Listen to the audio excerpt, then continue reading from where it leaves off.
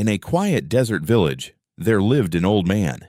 He walked slowly, spoke softly, and wore torn clothes. Every morning he came to the village well and asked for a small cup of water, but people ignored him. Some laughed quietly. Others turned their backs as if he didn't exist. To them, he was nothing. Days passed, the sun grew hotter, and the old man grew weaker. One afternoon, under the burning sky, he stood by the well again. His voice was barely a whisper. "Please, just a little water."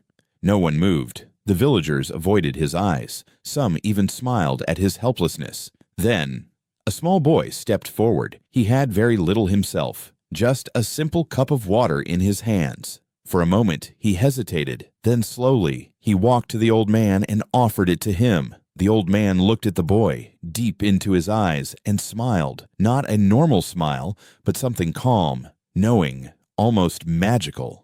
The boy felt something strange, but said nothing. Moments later, the wind began to change.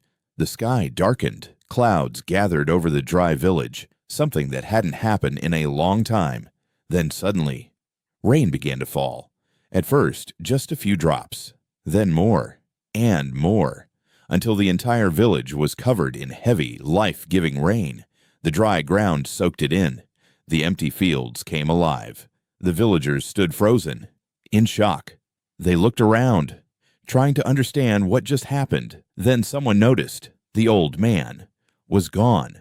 No footprints, no sign, as if he had never been there at all. Only the boy remained, standing quietly in the rain, holding his empty cup. And in that moment, the villagers finally understood.